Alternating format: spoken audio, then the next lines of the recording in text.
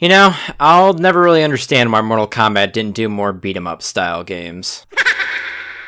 Okay, I partially understand why they didn't do more beat-em-up style games, but while those two titles were complete disasters, Mortal Kombat really found their footing outside the fighting game realm with Shaolin Monks. Shaolin Monks was a total blast to play, and I've yet to meet someone who's played it that says they don't like it. It was a very fun 3D beat-em-up that really embraced the schlocky energy Mortal Kombat used to have. This positive reception makes it bizarre to me that we never got another game like this. In fact, the only thing that even resembled Shaolin Monks is the Conquest mode that was featured in Mortal Kombat Armageddon, which, while I did like Armageddon's fun little Conquest mode, it being an enjoyable romp through the Mortal Kombat universe, it didn't really match the energy of Shaolin Monks, it being a very grounded game as opposed to Shaolin Monks, which was very floaty and very air combat based. So, unfortunately, I'm forced to look elsewhere for something even remotely similar, and by elsewhere I mean to a realm far more full of vile terror and evil in the nether realm: fan games.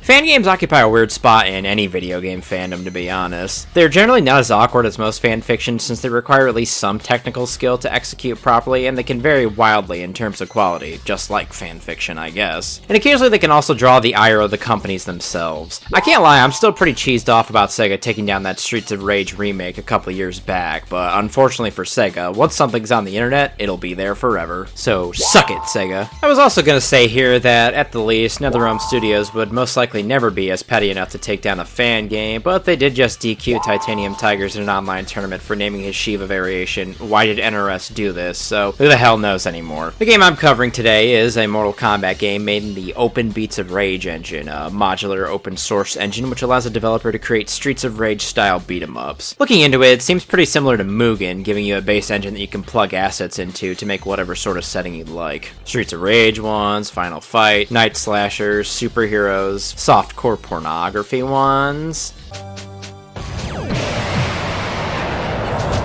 I paid $10 for this. Thankfully, today I'm talking about a Mortal Kombat one, specifically Mortal Kombat Defenders of the Realm, released by Zvitor. Not to be confused with the Mortal Kombat children's television show of the same name. Yeah, there was a kids television show based on Mortal Kombat. Can you think of a worse matchup? When I was a kid, 8, 9 years old, I was fat.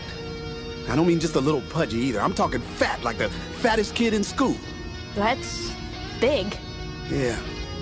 Now, all the other kids used to rag on me something fierce. One of their favorite little nicknames was, well, what you said. Rubber butt? Still better written than his MK11 ending, at least. Defenders of the Realm, the game, allows you to play through the events of Mortal Kombat 1, 2, and 3, but as a beat-em-up instead of a fighting game. The controls for the game are simple enough. Directionals move you, one button to perform strikes, one to jump, down attack to throw the iconic uppercut, up attack for a special move, forward attack for a dashing strike, and quarter circle forward attack for a projectile. You also have this fun little green meter right here, which gives you access to your finisher moves. If you have a full bar, a simple press of the button performs a fatality. Having at least half a bar and pressing the special button while performing a combo will execute a brutality, and while having a full bar, doing down-up special will perform a friendship, which restores your life partially.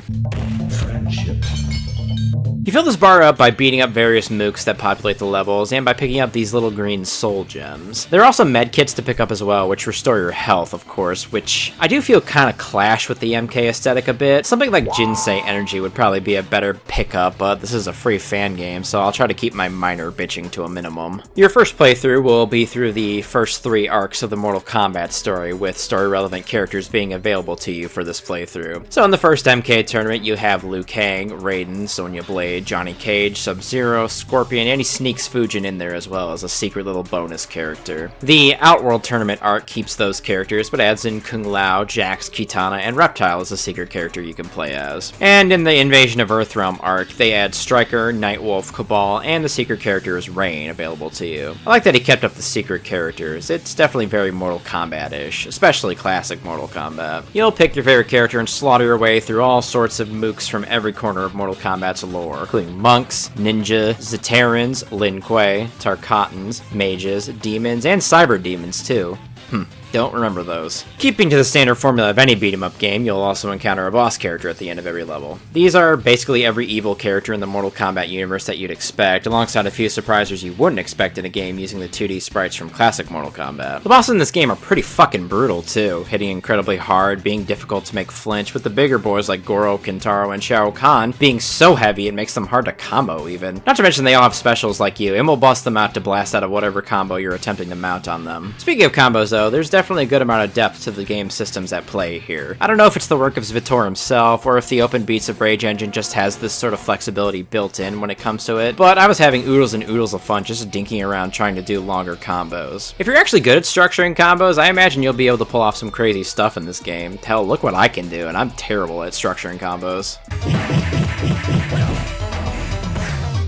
I don't think you can combo into your fatalities though, unfortunately.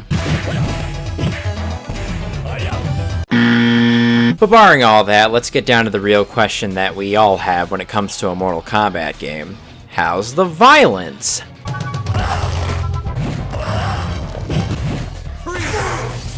It's pretty dang cool. Basically, all your specials result in dismemberment or a bloody explosion of some kind. Your uppercuts, your dash attacks, projectiles, and obviously your fatals and brutals slaughter your opponents. These are also unique to your characters, with your fatalities obviously being fatals taken straight from classic Mortal Kombat games. Some of these kill animations are also unique to a character, like how Kabal spins his target out with his dash, and Kung Lao completely obliterates people with his spin. Speaking of character uniqueness and balance by extension, there was a certain subset of character that I felt were, well, disadvantaged when compared with the others. Striker being my go-to example in this case, Striker doesn't have a dashing attack for his forward attack move, instead having this awkward little baton uppercut. This sucks ass. Not having a mobility option to bail out and reposition can really leave you at a disadvantage when compared to someone like Kabal, whose dash is broken as hell. I'm fast as fuck, boy. Still fast as fuck, boy. Top tier in every game, this ugly bastard right here. I guess I just find Striker having a weird little baton uppercut strange, considering he literally had a dashing attack in Ultimate Mortal Kombat 3, but once again, I'm just bitching. Anyway, after you clobber Shao Kahn, you'll unlock 2 additional modes. One is a boss rush, where you take on every major evil character that you ran across in the arcade mode, and a more simple arcade run called Mortal Kombat Trilogy, where you'll have access to the entire cast, including Goro, Kintaro, Motaro, and Shao Kahn too. And yes, the big bosses are as overpowered as they were when you fought them. You basically 3-shot every minion, and you can easily crush the other boss characters even. Thank God for this too, because I always hate when a game lets you play as a boss and they're nowhere near as powerful as they were when you fought them, of course. Boink!